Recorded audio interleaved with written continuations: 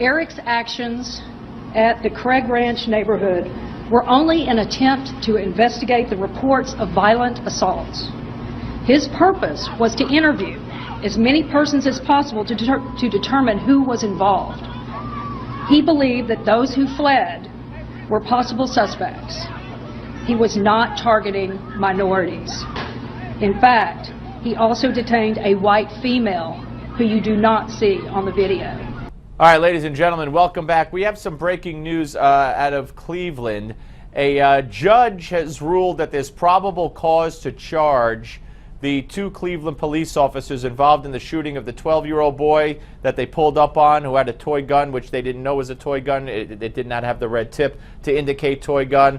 Now, understand, to the best of the way I could explain it best to you is, a private citizen went to a judge because 7 months after the shooting, no charges had been filed. So a private citizen used a little-known law, went to a judge, and filed this case. And the judge said there is probable cause. But the judge is basically powerless to bring charges against these. The charges still have to come from a prosecutor. So it's really more for show. That's my legal interpretation as far as I understand it.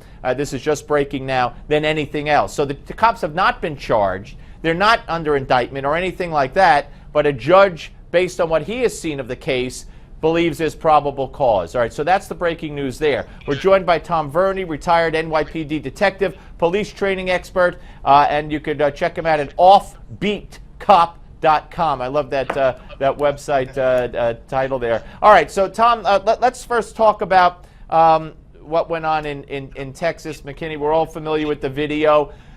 Do you believe, we had Bernie Kerrigan yesterday who said he thought it was premature for that officer to have stepped down before an investigation was completed? Yeah, I would agree with that. I'm actually surprised and a little disheartened that he decided that he needed to step down, and I'm sure him resigning prematurely was a very inside political move where he was probably forced to do that. I find it hard to believe that he would do that under his own power and on his own will based on this particular incident.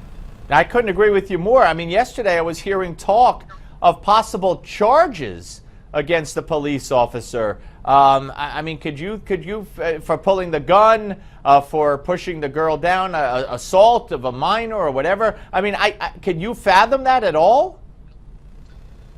In the climate that we currently live in, yes, I can. As bizarre as it sounds, they could charge whatever they like, but in real terms, in reality, it's unlikely that those charges would stick. You know, I don't know if anyone's familiar with what this corporal had gone through just shortly before this incident. He had attended a suicide where a man killed himself at another pool, and he comforted the family. They were black, by the way. And then an attempted suicide where he talked a girl down, or helped talk a girl down from the rooftop of the home where she was threatening to jump. Yeah, he had quite a morning, and people seem to forget that police officers are human, and we're not robots. We are highly trained, and I understand that people expect more of police officers. We are held to a higher standard, and I'm totally fine with that. I have no problem with that. In a case where there was absolute wrongdoing, I'll be the first one to come out against police officers and say they deserve to get everything that they get. In this case, however, I will say, plain devil's advocate, that could he have come into this situation and done things differently and not have been as high strung as he was? Yes.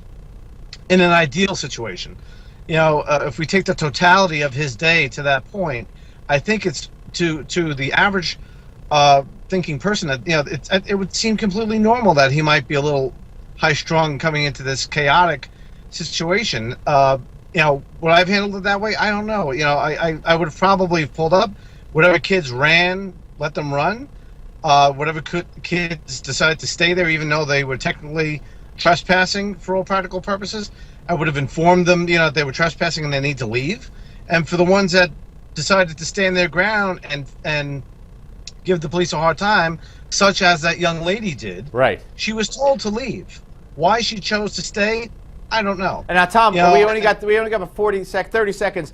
Doesn't this make it harder for cops who want to do their job to the fullest, as in Baltimore? Don't they cops see the media? Media wants it both ways.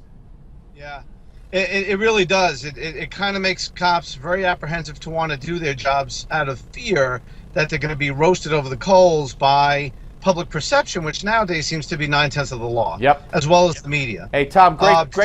Tom, we're out of time. Great talking to you, sir. We'll speak to you again. Not a problem. All right, I Tom appreciate it. Verni, ladies and gentlemen, former NYPD detective, and check him out at offbeatcop.com. We're coming back with Give Me 5. Don't go away.